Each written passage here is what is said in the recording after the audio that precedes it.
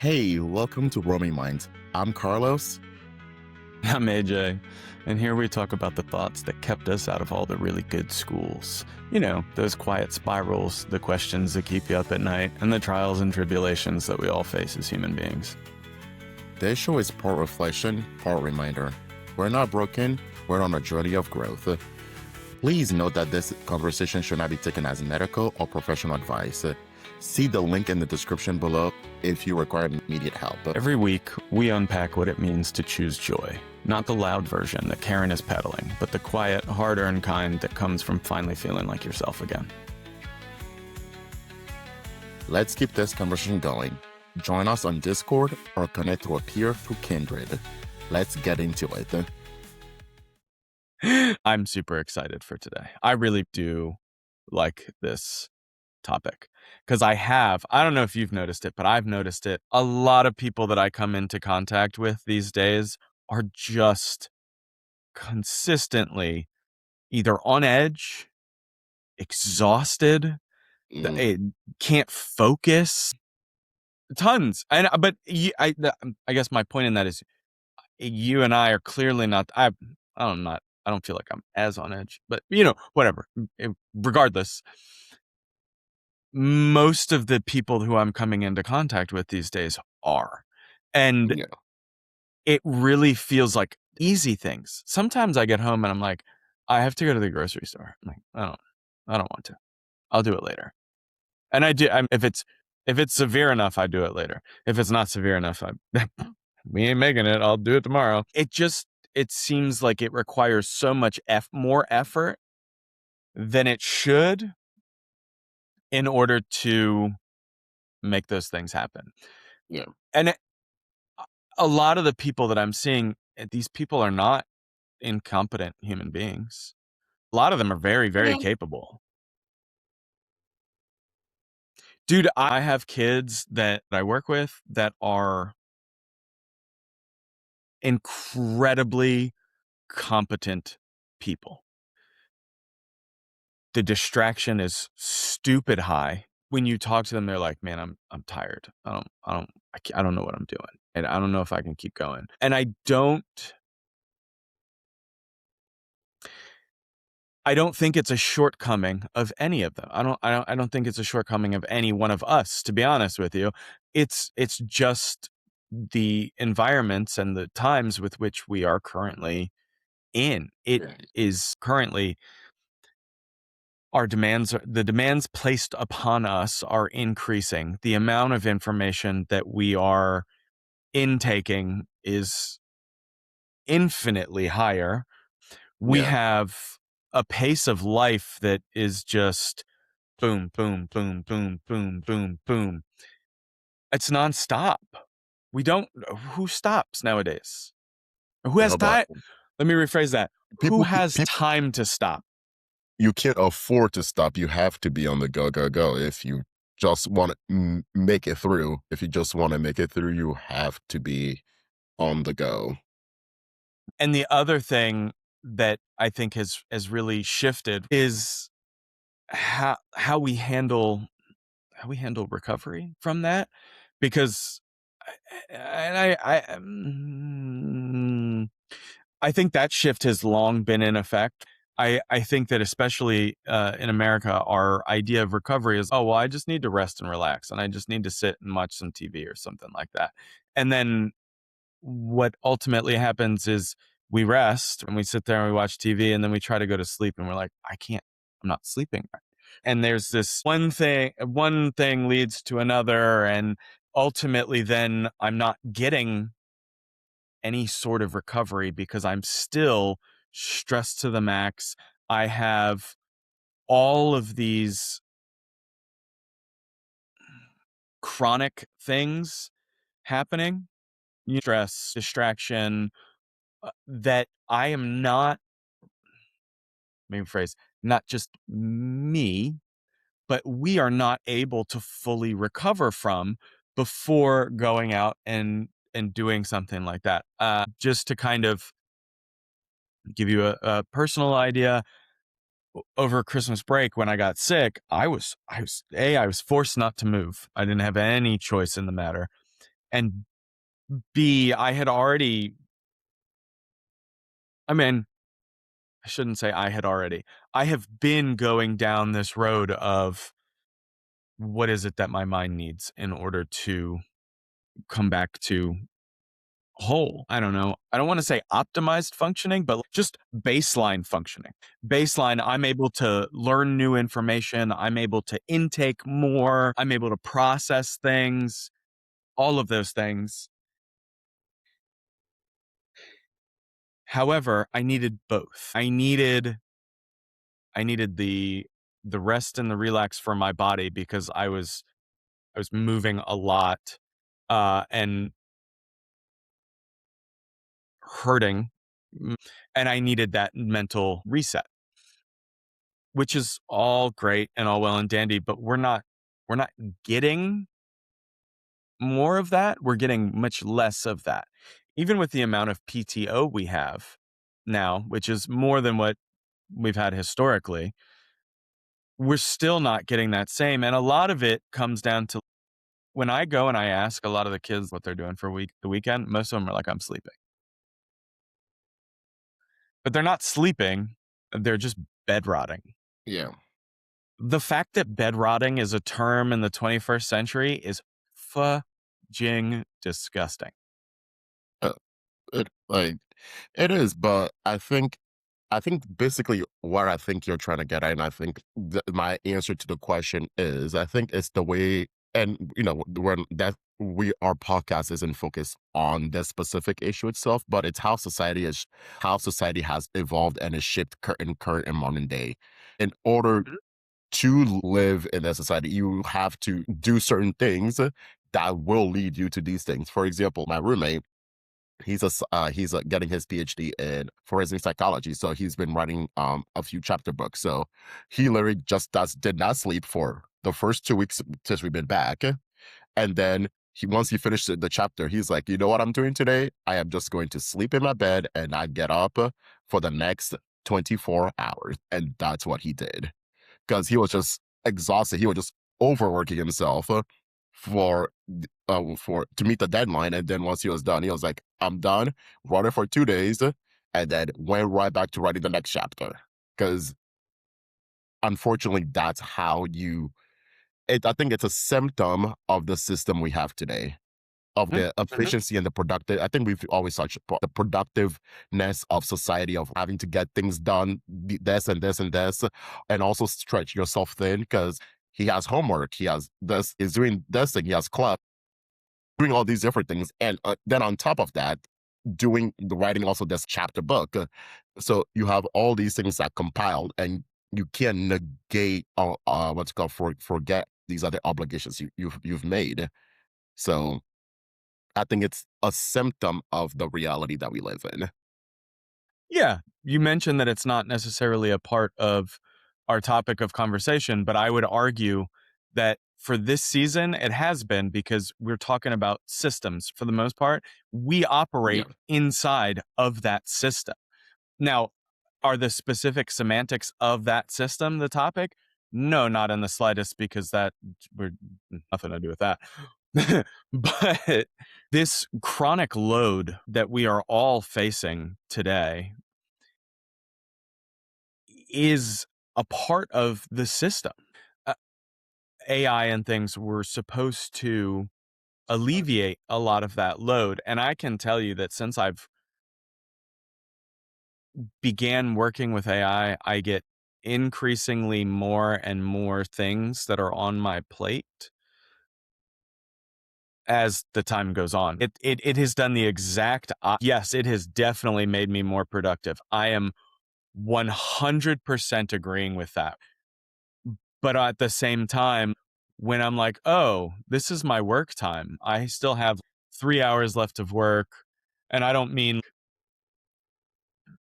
my job, I mean just the allotted time that I have afterwards to take care of things and whatever. What am I gonna do? What am I gonna do to fill that time? Because I gotta be doing something. Well, let's pick up a new hobby and let's look up into whatever that may be. And so all I've been doing is just adding more and more and more. And I'm not advocating for, I'm not saying it's right, wrong, or indifferent, but that tends to be how we react to being underproductive. A part of that is that that's kind of how we it's kind of how we operate, right? Not maybe not operate, that's how we're told to operate. We're told it's okay, just try harder. Just just keep going. Uh, uh, Again, and this is not mm, well, here's what I'll ask is what's the flip side? I we talked about Amazon last week. I get packages in under 24 hours. If you've never I don't know if you've ever worked in shipping and receiving, but if you haven't, 20 getting packages in under 24 hours requires a system of shipping and receiving that is intense. It's just intense. We it's almost like we want that productivity. We want things to be quicker because if not, right, then Amazon's going to take 3 or 4 days and people aren't going to be upset about it. But because of increased load, uh, our environments shift constantly throughout the day. We're constantly going from one place to the next, increasing more information that has to be happening, building up that chronic stress, not that acute stress that we want.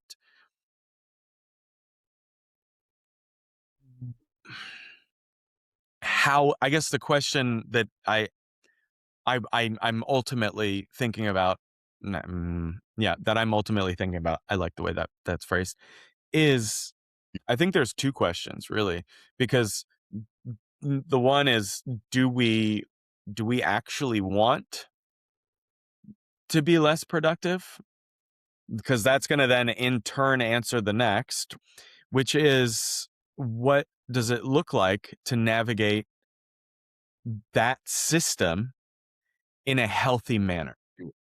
I I think it's not that I think the root thing is our expectation. Our expectation of what productivity looks like has changed so much that I think we need to if we are able to redefine what productivity is, then that can take some of like the pressure and some of those issues within that system away. Because like with the Amazon example, like people are doing like the whole like the 2016 challenge. And I was like, oh, 10 years ago, like if you order something from Amazon, it will take 3 to 5 days for it to show up to your house.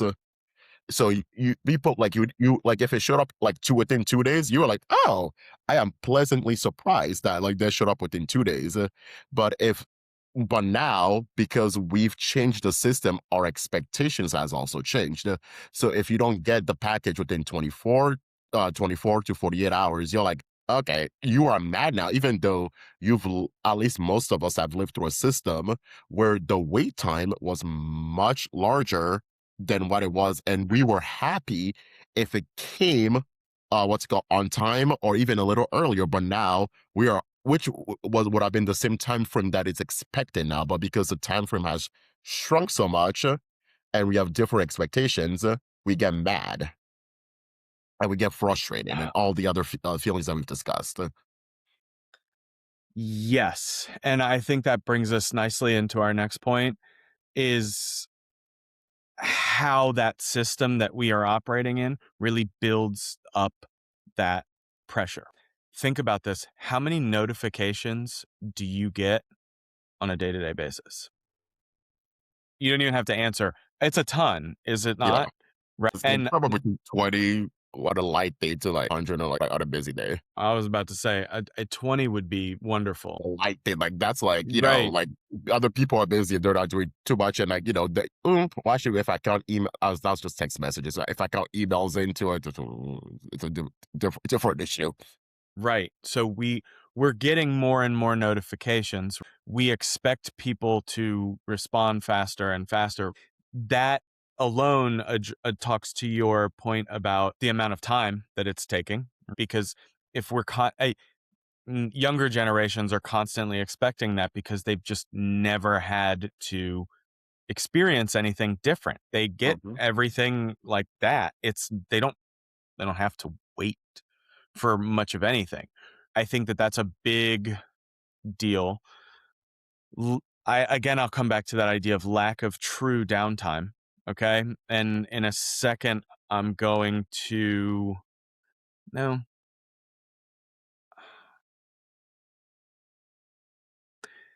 yeah, no, I'm gonna talk about it here. We talked about quotes earlier, and I think that the one is super important to what we're talking about now. And it is something to, no, I'm gonna go look for it. Hold on. I just had it. Um What was the Frequent first part of that? physical immobility is the direct result of inner intensity. And so, if that is the case, and we look at it from that lens, then the bed rotting makes a whole lot of sense, doesn't it? Because it's not that we're physically exhausted, it's that we are literally mentally exhausted. So going out and sitting on a bed or laying on a bed for 24 hours, this is independent. And I want to make this distinction very, very clear, independent of physical exhaustion. We understand physical exhaustion, and biologically we understand physical exhaustion. We've been dealing with physical exhaustion for thousands of years. If I run too far too quickly, my body gets tired. It needs to rest and recover. That mechanism has been in place for so long, it makes no difference. And at a certain point in time, what began happening is we start getting away from physical exhaustion and we get more into mental exhaustion. Yeah. However, our brains and biologically our bodies just aren't that intelligent to be able to distinguish between the two. And so it's the same thing with thirst and hunger is what I'm kind of equating it to. A lot of the time I don't always know I'm thirsty. I'm like, "Oh, I'm hungry." No, I'm not. I needed fucking water. And so if we kind of think about it like that, I think a lot of people, this is all hypothetical. Please don't come after me for this. I really don't care. Test it out. Go see. This is just what I've come to understand with what limited knowledge I have, because it is limited knowledge, is how we are addressing physical exhaustion when it is in truth mental exhaustion. And then what is it that we do in order for mental exhaustion? And here's the biggest fucking problem. We operate within a system that is constantly telling us it's your fault. It's I and I don't, again, not through, hey, you're doing this wrong, but through try harder. Why aren't you doing better? I've probably said that to people at Yeah. points in time. Why aren't you just doing better? Why don't you just pick yourself up and get it started again? And so it really becomes more of a personal narrative rather than again, we just looked at that system from thousands of years, physical exhaustion, we get it, makes sense. Past 150 years, 200 years, 300, really since the invention of, I would venture out to say since the printing press, this has been building because access to information has been building ever since then. Beforehand, you didn't have, you had scholars or priests mostly who were reading books. How many priests were there? There weren't that many. So it's not like you were competing with a whole ton of people for information. Boom, the printing press comes out. Everybody's getting access to information. So then it introduces competition into information. And you're like, I have to be more educated than him. And that idea has just been building ever since. That is a systemic problem. That is not a problem with you or I or anybody.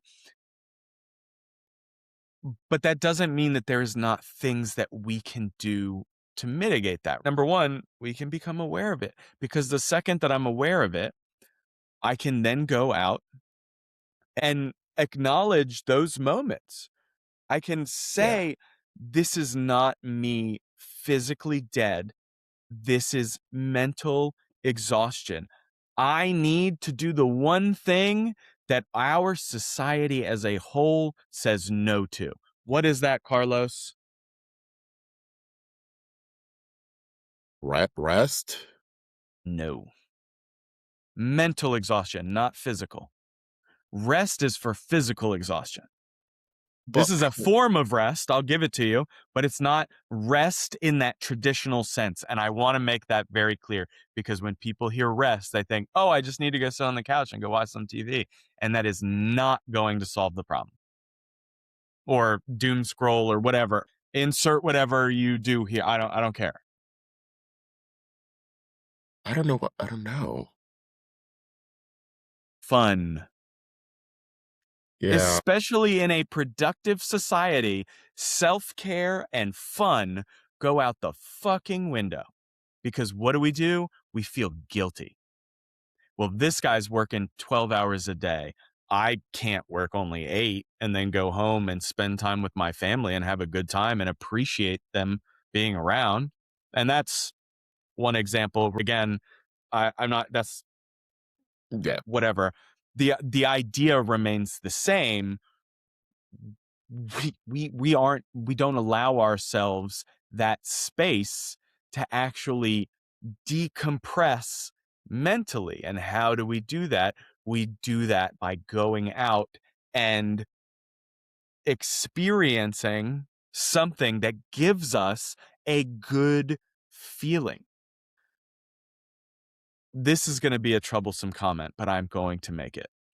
I did not know what a good feeling was, with the exception of narcotics or alcohol, until the age of 37. Carlos, how old am I? 37. Yeah. Yeah. Yeah. Okay. That's a problem. That is a major fucking problem. And it does directly relate to the other quote that we were talking about earlier. Yeah. The one of, and I will come back to it here, everyone at every minute of their life must feel something. Only the dead have no emotions.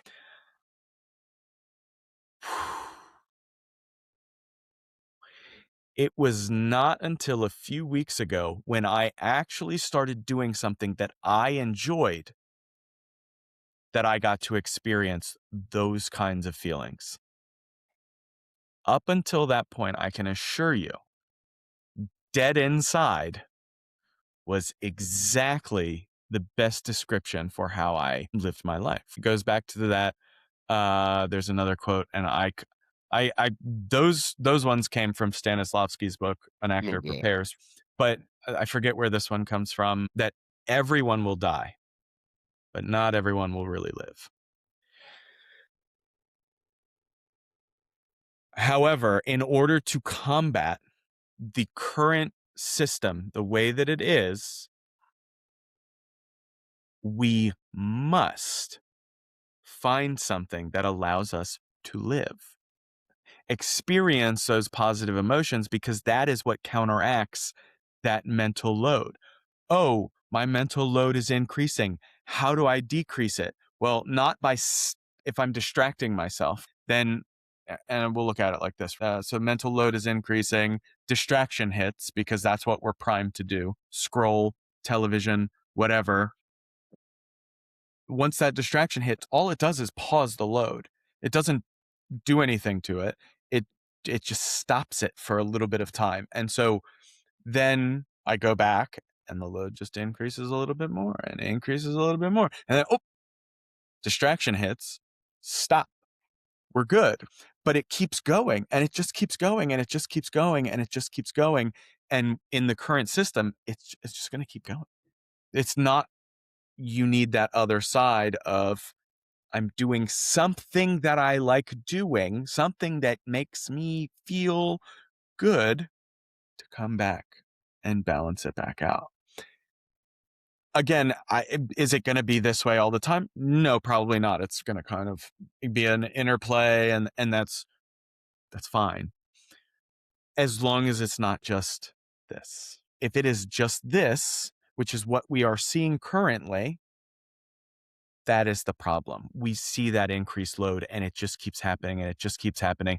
And rather than addressing the situation, we just say, why am I not doing more? Which increases that load just a little bit more. Why am I not doing more? Why can't I just be like these people? Why can't I be Elon Musk and just work 80 hours a week and do it? Why? Why? But- Is that your Well, fault? No, not at all.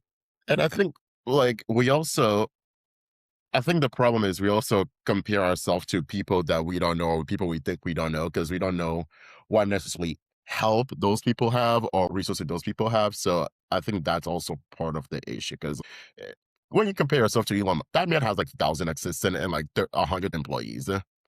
Yes, he's working 80 hours a week, but you working 80 hours a week doing construction is totally different than Elon Musk doing what he does. Those are two different things. Those are going to take two different tolls, both physically and mentally on a person. Sure. I'm just using an This- example that is widely recognizable. That's Well, the only thing that came from that. and Like, I agree with you, but I think sometimes what you and I do are very different. And if let's say what's the enemy of joy, wait, the what's the quote? The thief of joy is something about envy, like the thief of joy or the thief of happiness is jealousy or basically the your joy is stolen when you compare yourself to other people. That's the essence of the quote. I'm misremembering it word for word. I think I know which one you're talking about. Let's see. Comparison is the thief of joy, There we go. widely attributed to U.S. President Theo Roosevelt. Yes, I Because it comes to that you're like he's working 12 hours, he's doing this, I should be doing this, they're doing this, I should be doing this. Then it becomes this cascade effect where one person does it, then the other person does it, then the third person tries to copy the second person, then it just becomes this cascade where then we all end up in this cog where we're all trying to pursue something that may not even be there. yes, but again, and I'm just going to come back to it. What you're describing, all it's doing is increasing that cognitive load without finding what it is balances out that cognitive load. It makes no difference. We're going to keep going. Well, I just need to rest. I just need to rest. I just need to sit. I just need to hang out for a little bit. And the answer is not I need to sit at all. The answer is not I need to bed rot. Now, if you haven't slept in a few days, that's not what I'm talking about. I am not talking about physical exhaustion here. I am comparing the two and talking about mistaking one for the other, but I'm not getting into the mechanics of physical exhaustion. If you are physically exhausted, please go fucking rest. I'm not telling you rest is not Yeah, an answer. and there is Do you? and they're also not mutually like exclusive of each other. I don't Mhm. think that can be happening at the same. You can be mentally and physically exhausted at the same time. They do Oh, not need yeah. to. Um, because I think I've been there where I'm like, oh my god, I think clearly. My brain is just mush, and my body is going like it's like too many stress points. So I just like I needed to rest, and then once the body is taken care of, then you go with the mind. Ye Again, what I wanna stress here, and you kind of, have alluded to, is that it's going to be different for all of us. It's Mm, going yeah. to look different. It is going to be different. And so what is our aim? Is our aim to give you another tool? No, there's tons of tools out there. I do not have any authority, nor do I have the insight into your specific life that will give you the answer and say, yep, that's it. That doesn't mean that there aren't people out there that can't help. Those are where mentors come in. But aside from that, Well, the point the is, point, I think the point is those people know you and they have insight into your life. We do not have insight into your life, so we cannot really. We can give general broad ideas, but like more specific, the more specific and the more minute detail had to come from you or your community, your close knit community. right, partially. The thing that I want to really that I want people to understand is it's up to the individual. It is up to us to recognize those things and to go out and to find those mentors, to find that community, to make those things happen. This is the way to navigate the system that is, for lack of better terminology, stacked against you. It's not, the system is not designed to support your well-being. And that's, Yeah, I'm not talking right, wrong, indifferent. I'm just saying this is what we're looking at. good. That also, the system is shifting. That's should be relatively clear because we're living through pretty chaotic times and the system is going to end up shifting. It has to in order to keep up. What can we do during those times is we can go ahead and we can be aware of the fact of, okay, I'm mentally, I have a little bit of a tough time, but physically I'm okay. Let me go and find an activity that brings me a little bit of joy, that brings me a little bit of happiness, that I find fun. Fun is okay. Fun is okay. All of the, it's not a big deal. Too much fun, not okay. But fun is okay, provided it all operates in that balancing act, that delicate cognitive load. Oh, fun. Oh, back to this. Oh, whatever. It's just the mechanics of how life fucking works. We're Yeah. never up all the time. We're never down all the time. It's constantly. And so this is why I think that agency is so important because the system is the way that it is. Our biological systems, our political systems, our productivity systems, all of them, they are how they are. They are going to shift in time. That Hmm. this is inevitable. We cannot make those larger level systems conform to what we need all the time. But what we can do is learn what we need so that we can go and operate within that system effectively. Because again, and I'll bring it back, I forget exactly what episode we were talking about, but some people who come from things like war-torn countries end up going out and being highly successful. Now, that shouldn't be the case by most definitions because they've witnessed things that are absolutely horrific and the trauma responses should be through the roof, but somehow they've managed to bypass all of that and move straight on to the next one. Again, what clicked in those moments for them is different than what clicked for somebody else in in a different situation. This just highlights the fact then that it is up to us to know us, to be able to navigate the system with which is in place. And so, with that, what I want to do is I want to provide some reflection prompts that again we'll put in our description when this gets released. Our goal is to increase that awareness at this point. We're not making huge life changes. We just want to find out what it is going on currently. Yeah. And so where does your life feel loudest right now? Where is that increased chatter? What is it that is in the back of your mind that keeps going, I'm here? That is a big one. That can be a super liberating answer. You're like, oh, it's that right there. What feels draining that we've normalized? And there are a lot of things that I can tell you I experienced that are draining, but I just accept them as normal parts of being. What is it that you are carrying that nobody else sees? That can be really big. Again, no tasks. We don't need to go out and do things. I would also add one to say, when was the last time you experienced positive affect? Hmm. And that's, I don't like that I used a psychological term for the reflection prompt, but when I also don't want to say when was the last time you felt good, because feeling good is different than positive affect. You know Yeah, what I because mean? yeah, and even if Um, you're and you're feeling good, like as you said, like were there narcotics involved, or there was something else involved? right. Like just because you felt good doesn't mean necessarily mean it's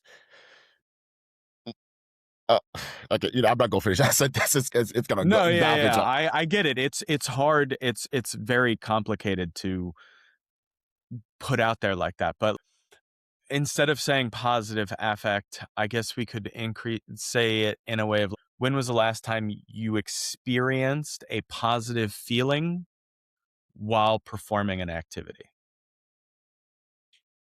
without any substances?